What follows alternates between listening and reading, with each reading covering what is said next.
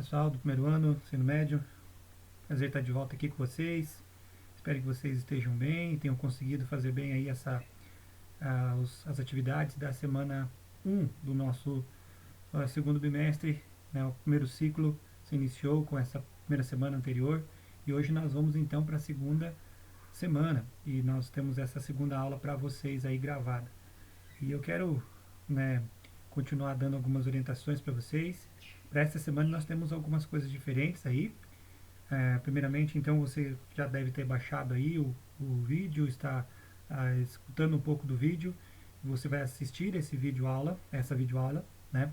E depois disso é importante você fazer as atividades que tem em seguida, né? Junto com a videoaula, é importante também você baixar a apresentação em PowerPoint que eu estou mandando para vocês aí, e assim você possa ter acesso e conseguir né, fazer as anotações possíveis aí para estudar também, tá certo, gente?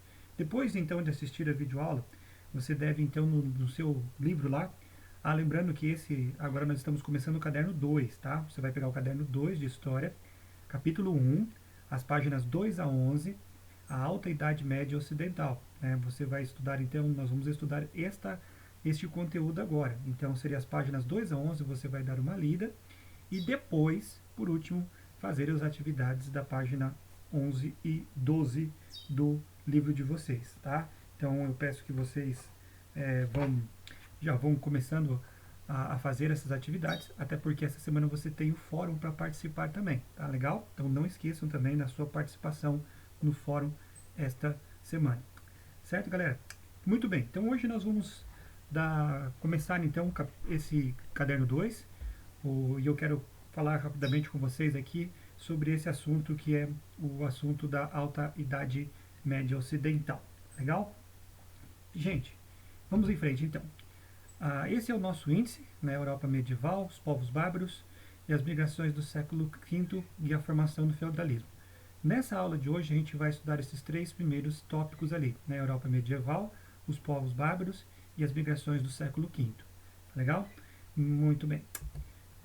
Bom, a Europa medieval. Nós temos algo interessante aqui, eu posso te falar a respeito disso, porque o Império Romano estava se fragmentando e vai chegar ao seu fim por diversas razões. Primeiro, a dificuldade de cuidar das suas extensas fronteiras fez com que eles fossem, né, presa fácil de invasões e migrações desses povos que foram chamados de povos bárbaros.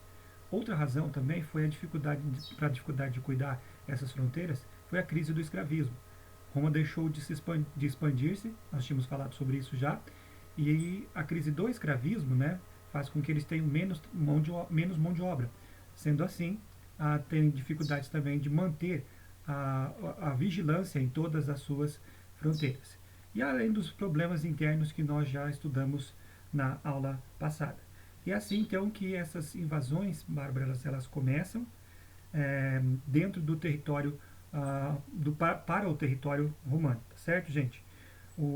Achando até chegar ao último momento ali, que foi até 476, onde o último imperador, o Rômulo Augusto, ele foi deposto pelo Odoacro, né? E isso marca o fim do Império Romano do Ocidente, certo, galera? Bom, a Idade Média ela é dividida em dois momentos. A Alta Idade Média, que é desde a afirmação do poder franco, do Império Franco, nós vamos estudar isso hoje, e a formação do sistema feudal, né? Então vamos estudar na próxima aula. A Baixa Idade Média é a consolidação do feudalismo e crescimento das cidades do comércio, que também é assunto para a próxima aula. Então, a Idade Média, ela tem normalmente essa divisão feita aí pelos historiadores, lógico, esses historiadores mais pensando na ideia positivista ainda, né, de tentar realmente dividir a história através desses períodos, tá certo, gente? Lógico que também nós podemos entender que muitas vezes as pessoas acreditavam que a Idade Média foi algo muito parado, não aconteceu muita coisa. Pelo contrário, ela foi extremamente ativa. Nós tivemos muita coisa se desenvolvendo, muita coisa rolando nesse período da Idade Média. E é isso que nós vamos estudar esses dias aí, né, sobre essa Idade Média, que para muitos foi chamada de Idade das Trevas, e isso depende muito do historiador, da visão do historiador, se é, por exemplo, um historiador que ele tem um viés assim mais ligado à Igreja Católica, ele vai dizer que essa época foi a era de ouro do mundo, né, especialmente por causa do desenvolvimento da Igreja neste período.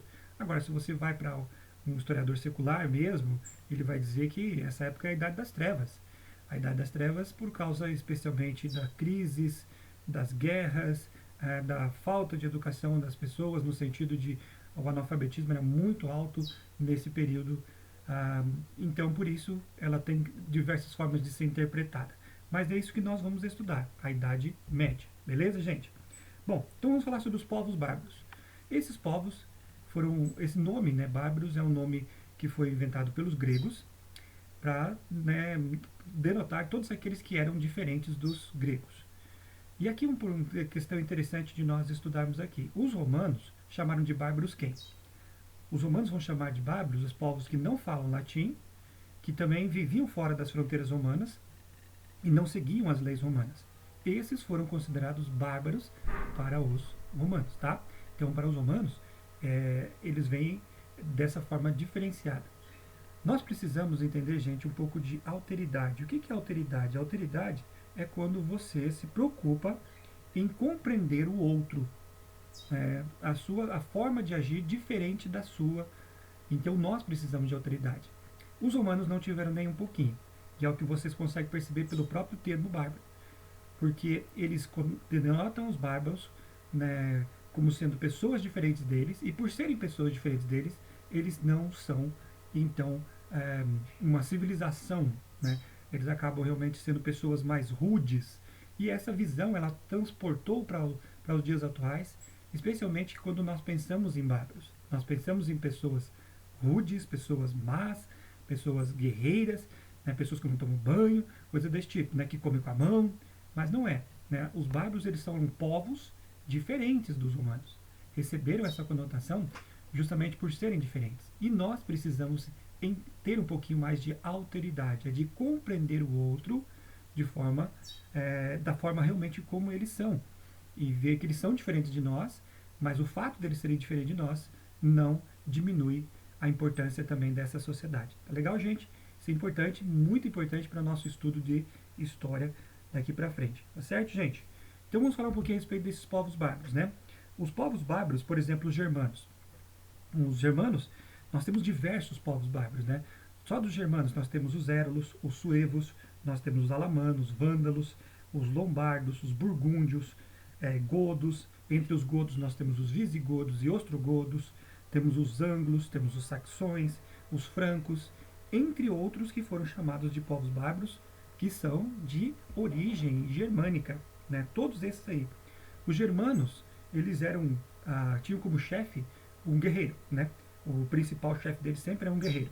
E esse demonstrava força na batalha e ele era colocado como chefe.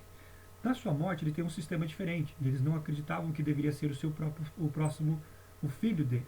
Quando até tinha um filho que tinha as mesmas características do pai, normalmente era seguido isso. Porém, se não tivesse isso, um próximo guerreiro que tivesse também qualificações boas de guerreiro seria colocado como chefe entre eles. Esses eram no topo da pirâmide social deles. Depois os guerreiros, os soldados em si, seriam colocados um pouco no nível intermediário, e na base estariam os agricultores e pastores, né, dentro da sociedade germânica. Tá bom? Eles eram seminômades e eles fixavam-se numa determinada região até que aquela região fornecesse pasto, fornecesse alimento para eles. À medida que isso ia acabando, eles migravam para outras regiões. Né? Na religião, eles eram politeístas, com deuses, talvez alguns conhecidos de vocês certamente já ouviram falar de alguns deles, como Odin, né, que é o deus principal, deus do céu, deus da guerra para eles também.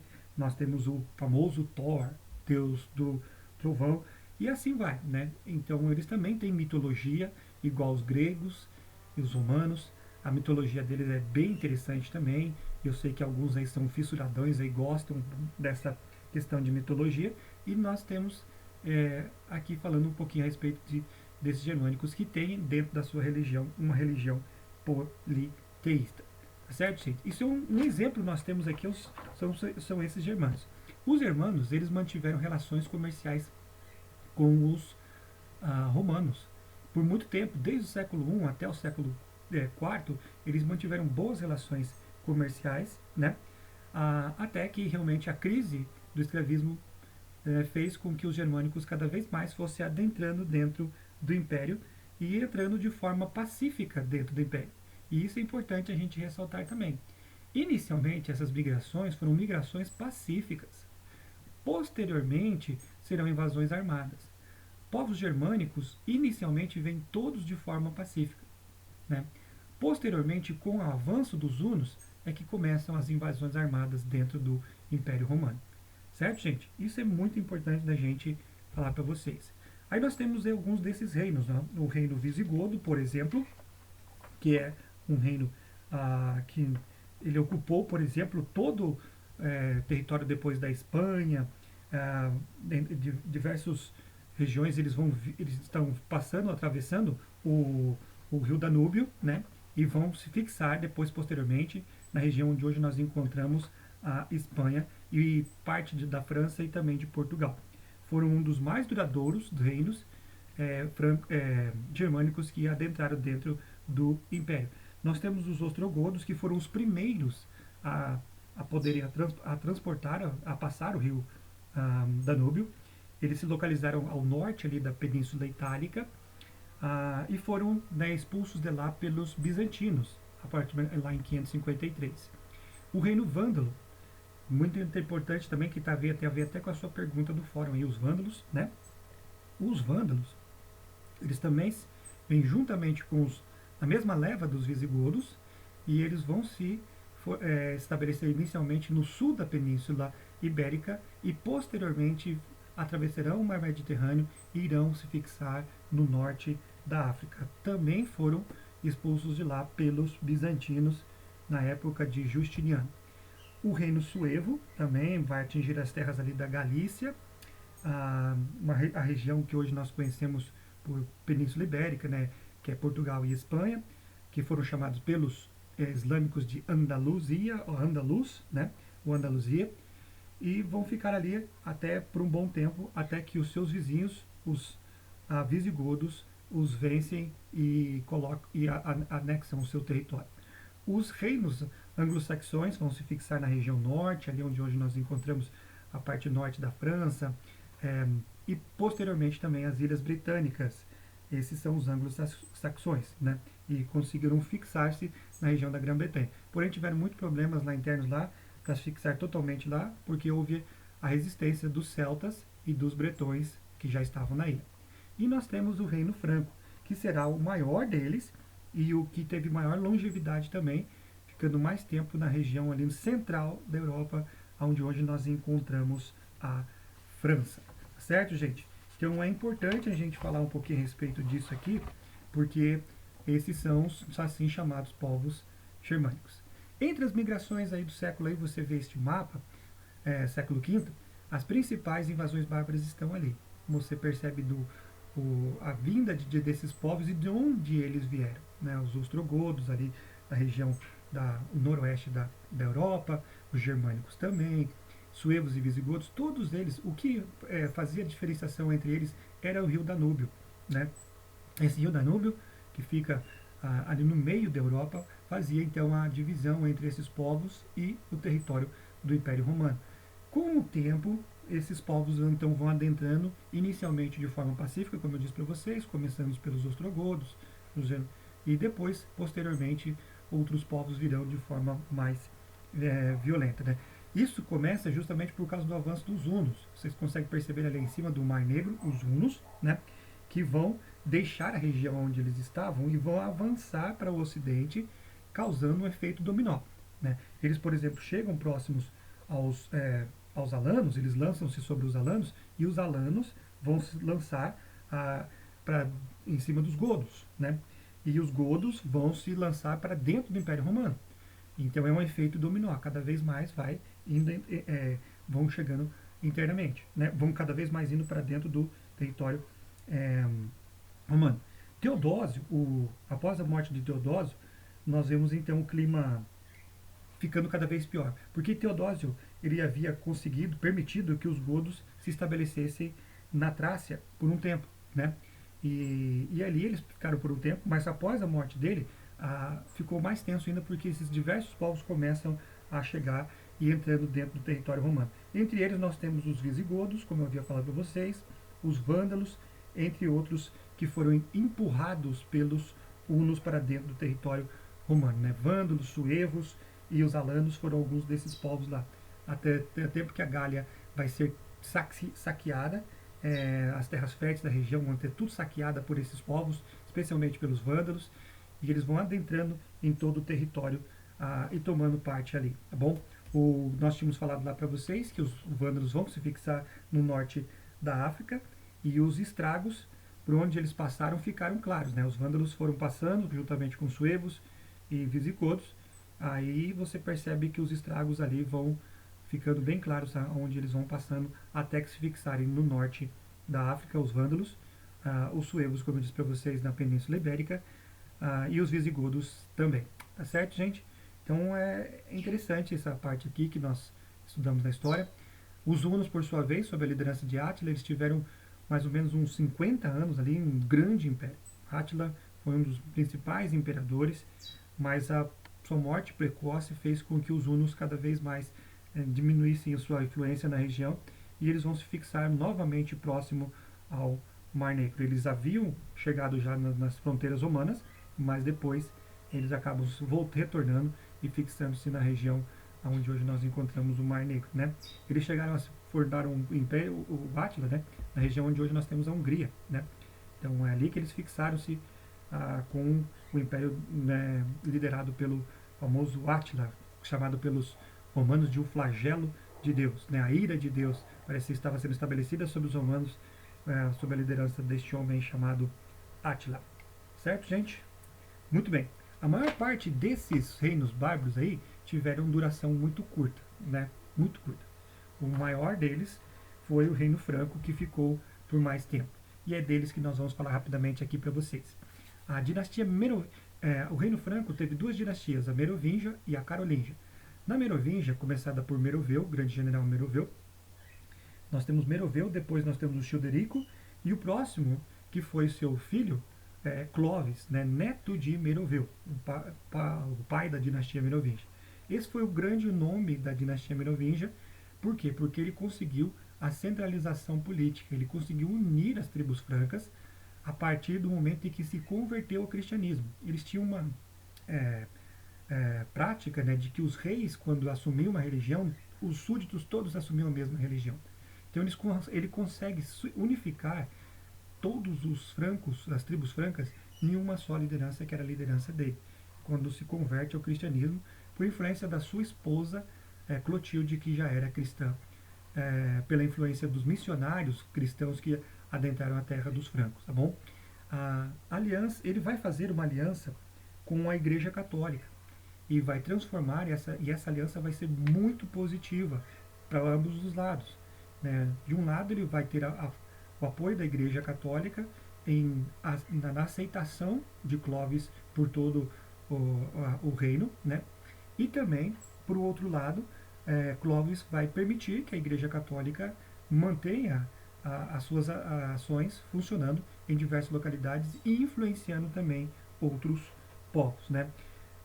Clovis ele tinha uma tática interessante. Ele concedia terras e cargas a proprietários das terras assim, em troca de apoio e serviço militar. Então ele vai concedendo terra às pessoas e as pessoas vão dando apoio militar a ele. Então é assim que ele vai mantendo a fidelidade de muitas pessoas e conquistou realmente uma boa parte da região onde hoje nós encontramos a França e a Alemanha. Tá? Consolida suas fronteiras e vai cobrando tributos ou impostos dessas regiões conquistadas por eles, né? Os seus filhos mantêm um pouco das suas conquistas, porém não têm a mesma habilidade de Clovis. Sendo assim, os seus reinos foram governados não tanto pelos seus filhos, mas pelos funcionários do palácio, chamado prefeitos de palácio. Esses prefeitos de palácio ajudavam aos reis na sua administração. Os filhos deles, como por exemplo o Teodoberto, o Childeberto, o Clotário, todos esses são filhos dele, né? Então acabaram dividindo o reino demais, e a administração realmente do reino passa a ser de função juntamente com os prefeitos de palácio. Entre esses prefeitos de palácio, nós temos aí aquela salada que talvez vocês vão lembrar, já estudaram isso lá no Fundamental. Os pepinos, né? Pepino de Herstal é o primeiro deles, e depois nós temos o mais famoso, que é Carlos Martel. Carlos Martel, ele foi famoso por causa da Batalha de Poitiers, onde ele consegue frear em 732 o avanço muçulmano dentro da Europa.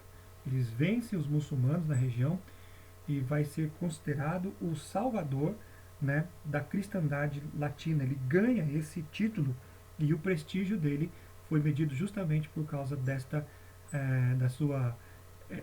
façanha. E cada vez mais vai se fortalecendo militarmente nesse sentido.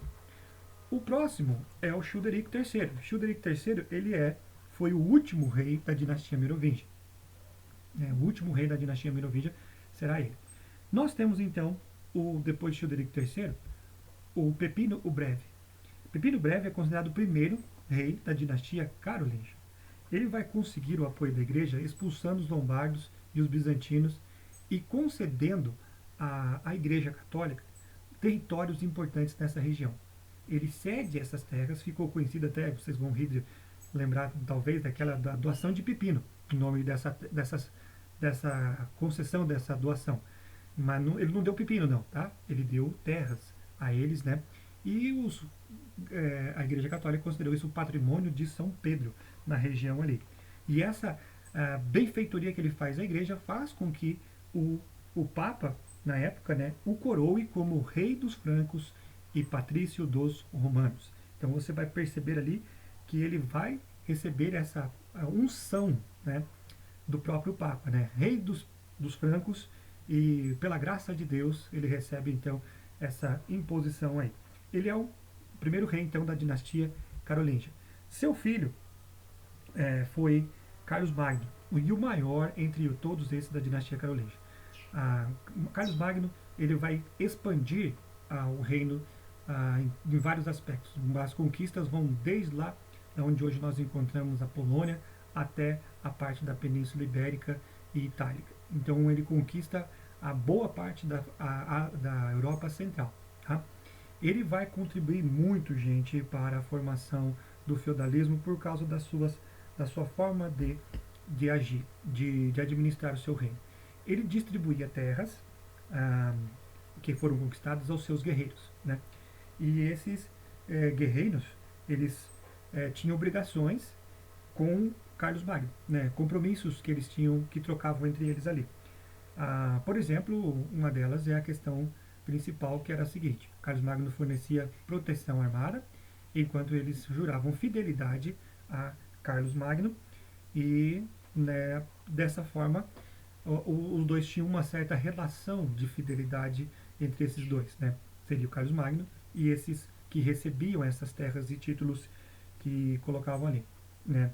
Ele promoveu uma organização político-administrativa do Império Romano através de dividindo, né, o seu reino chamado nas marcas, condados e ducados, né?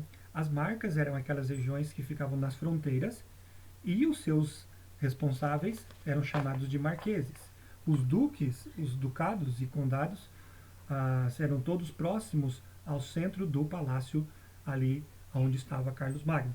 Então, desta forma, ele vai começando o que nós chamamos, né, de a relação de suzerania-vassalagem, que foi muito importante dentro do feudalismo. Qual que é essa relação de suzerania-vassalagem? É aquela relação em que os vassalos eles eram subordinados ao rei, e por quê? Porque eles deviam fidelidade, lealdade, respeito ao rei em troca da terra e do título de nobreza que eles receberam, né? Carlos Magno também estabeleceu os famosos missi dominici. E o que eram esses missi dominici? Significa enviados do Senhor. Eles percorriam todo o reino, fiscalizando, cobrando tributos, vendo se realmente as ordens do rei estavam sendo cumpridas. Esses eram então os missi dominici. Então essa é a forma como Carlos Magno administrou. E ele foi realmente um grande administrador. Ele vai, por exemplo, olha lá, mais uma vez, ele vai reforçar a aliança do Estado com a Igreja Católica. E essa aliança vai se fortalecer com Carlos Magno, tanto que em 800 depois de Cristo ele vai também receber a unção de rei diretamente pelo próprio Papa, né? Ele promove também a organização política e administrativa do reino, como eu falei para vocês, entre essas regiões, e vai criar as primeiras leis medievais capitulares. Essas leis vão ser importantes, que são baseadas ainda no direito romano, algumas delas, e mistura-se com as tradições germânicas. E isso dá base ao que nós conhecemos por feudalismo. Certo, galera? Bom, então vamos falar agora sobre a divisão do Império Carolíngio. Eu esqueci de falar também sobre Carlos Magno, é importante falar sobre o Renascimento Carolíngio. Ele traz para o seu palácio muitas pessoas que foram úteis no fortalecimento ali da educação, né? Ele cria, por exemplo, a Escola Palatina, onde vai ser oferecidos os dois cursos, né, que era o trívio e o quadrívio, né? O quadrívio que oferecia as matérias de aritmética, geometria, música e astronomia, enquanto o trívio de gramática, retórica e dialética. E ele vai então entender que as pessoas que tinham que exercer funções importantes no reino precisavam ser educadas, precisavam ser, né, capacitadas para isso. E isso foi muito importante, tanto que foi chamado de Renascimento Carolíngio. Tá? Então, voltando aqui ao que nós estamos falando das migrações do século V, ainda da divisão do Império Carolíngio, que acontecem em 843. O filho de Carlos Magno, Luís Piedoso, ele vai ter 3 filhos. E o Luís Piedoso ele mantém a estrutura que seu pai tinha, mas os seus filhos não, e ele acaba... e só foi possível, então, o reino ser bem administrado através do Tratado de Verdun. Esse Tratado de Verdun, em 843, vai dividir as terras entre esses 3 filhos de Luís Piedoso. O primeiro deles, que é o Carlos, o Calvo, vai ficar com a parte da França Ocidental, que você está vendo ali em verdezinha, onde vai ficar a região do Carlos o Calvo. O segundo deles, o Lotário, ficará com a região central, né? Que é a região ali da Península Itálica, a parte central ali da França, uma parte da Europa também, onde hoje nós temos Suíça, entre outros países naquela região ficou com o Lotário. E a França Oriental com o Luís, o Germânico, onde nós temos lá o território da hoje da Alemanha, Dinamarca e outros países na região, certo? Então essa foi a divisão do império deles lá. Como consequência, gente, do Tratado de Verdun, nós vamos ver aqui algumas coisas. Primeiro, enfraquecimento da realeza. Com essas relações de suzerania e vassalagem, o poder vai se descentralizar. O rei ele fica meramente uma figura ilustrativa e o poder realmente está nas mãos desses donos de terras, desses que vão ser chamados de senhores feudais mais à frente, quando nós estamos no feudalismo. Tá? Por outro lado, vai ter o fortalecimento da nobreza, com essas pessoas que ganharam esses títulos. E assim nós vamos vendo o surgimento cada vez mais forte do nosso feudalismo, que vamos estudar na aula que vem. Tem uma segunda leva de invasões e migrações que acontecem através dos vikings, os húngaros e também os muçulmanos. Os húngaros seriam os magiares, você vai ver aqui eles chegando, mas os muçulmanos, os árabes também acabam entrando dentro do império. A insegurança e estabilidade estava muito frequente dentro do reino, e as atividades comerciais passam a ser retraídas e a Europa passa a ficar cada vez mais ruralizada. Desde do início da presença dessas migrações bárbaras, cada vez mais a Europa vai se transformando na sua grande força, sendo realmente a força rural. E isso vai chegar ao auge com o feudalismo. Bom, então é isso aí, pessoal. Espero que vocês tenham conseguido acompanhar bem. E um grande abraço para vocês e boa semana.